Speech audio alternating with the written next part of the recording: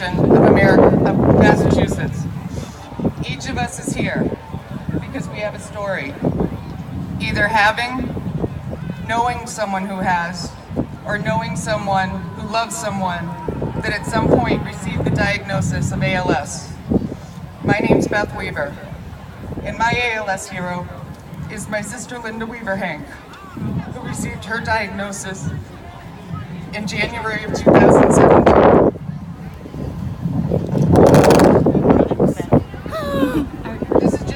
This is just the second year our team has walked for a cure in honor of Linda. So it came as quite a surprise when Laura Gallagher asked me to speak today. I was actually traveling that day when I received the request, and my first thought was, why me?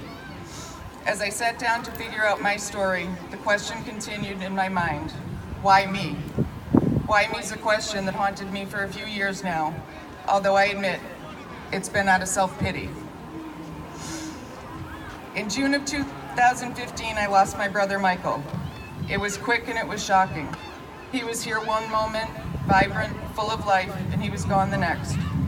The Band-Aid that held our security together was ripped off in an instant. Losing him was difficult and painful. I spent months asking why me, why Michael, why our family. I raged at God for not giving us warning, not letting us know, so we could do something that would have changed the outcome.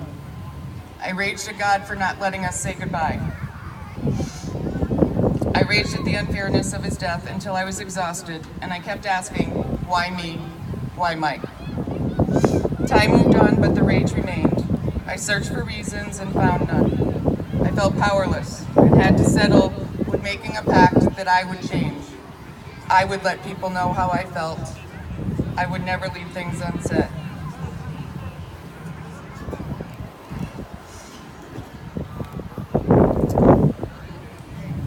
I asked God if he would only not rip someone from my world so quickly again. Unfortunately, he took me at my word. In the summer of 2016, Linda started having back pain. Nothing to worry about, I thought.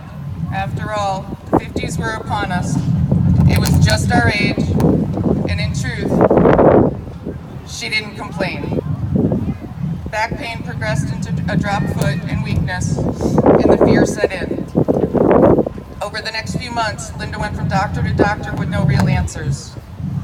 Panic really set in when the doctors spoke about theories like brain tumors. The why me's came back.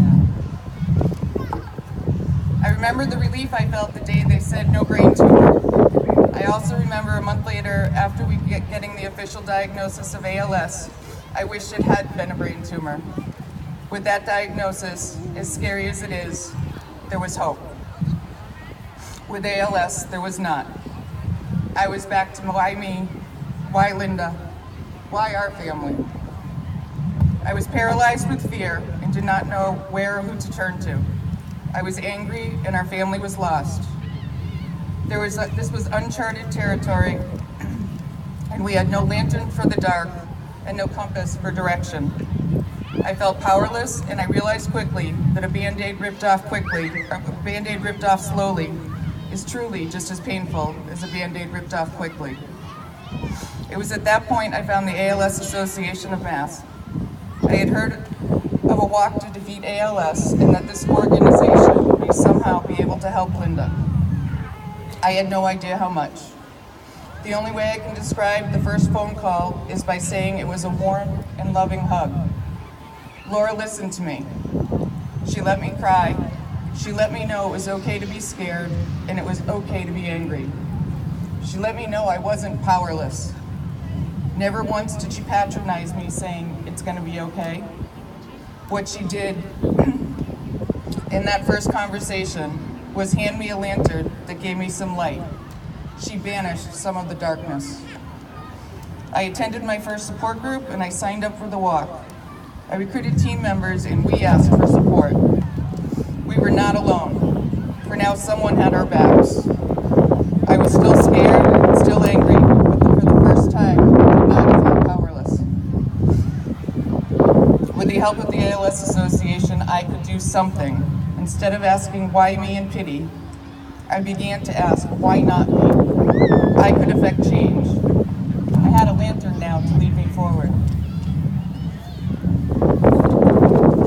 My first walk was a day of great emotion. It was exciting and frightening. We were doing something, but was it enough? I saw and listened to the pain of those who had lost their hero to this horrific disease. It broke my heart knowing we were on their same path. I saw the beautiful ALS warriors whose disease had progressed further than Linda's, and I prayed somehow our efforts would stop her progression. We had received a lantern, but we needed a compass to guide us in the right direction. It took me a while to realize I'd been handed one. Over the past year, there have been many more phone conversations and meetings. There have been questions and there have been answers. Not always the answers I wanted, but there's always been truth. There have been phone calls from them just checking in saying, how's it going? Laura and the ALS Association became our compass, as they have for so many others. Whether we were looking for additional care, medical equipment, transportation, communication equipment, or medical clarity, they have been our compass, pointing us in the direction we needed. They have tirelessly advocated for Linda, giving us hope for a cure and a hug when we needed it.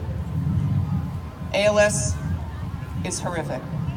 It's a violent criminal that sneaks and robs its victims.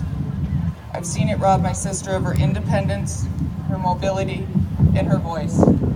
What ALS has not taken and cannot take from her is her beauty, her faith, her grace, her kindness, and her sense of humor.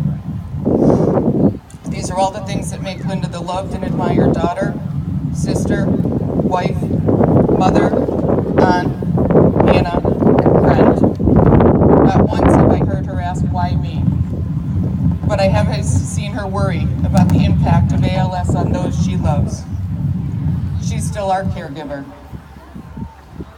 You may not know it, but each one of us here today has decided to ask the question, why not me, instead of why me? You've decided to help the ALS Association of Massachusetts continue offering a lantern and compass to victims and loved ones affected by ALS. You have decided not to be powerless. My brother Michael once told his sons, never overlook the little things in pursuit of your life of goals. Life is what happens along the way. As we walk our 3 miles today to the finish line, let's not overlook the little things. Stop and share a hug or a smile. Share your journey. Thank an ALS Association employee for your lantern or compass. Pass some light in the direction of those who are new to this battle or have been fighting and need a little support. Leave the why me for another day. Know that everyone here today is now part of a why not us movement. I love and support the ALS Association of Massachusetts. I'm forever grateful, but I want to put them out of business. I want our Why Not Us stance today to help them find a cure so that they have tirelessly sought. I want not to have to walk here again, but to gather next year celebrating our victory. I want to remember those who fought and lost their battle. I want the next victim to receive the diagnosis to be handed not only a lantern and a compass, but hope with a cure. What I want most of all, though, is my sister to grow old with me. I want her to be able to help me care and love for our parents like the amazing daughter she's always been. I want my brother Andy and I to laugh with the loving big sister she has always been. I want her to dance at her children Sarah and Zach's wedding and celebrate the milestones of life with them. I want my nieces and nephews to have their Auntie Linda always in their corner. I want Paisley to have her Nana to love and spoil her. I want Linda's countless friends to be able to pick up the phone and know she'll answer. I want Mark to be able to hold his wife's hand and for her to make him smile, the smile I see when he looks in her eyes. I want my sister by my side, the way she's always been. I don't know if all this will happen by next year. Rarely do all of us get what we want.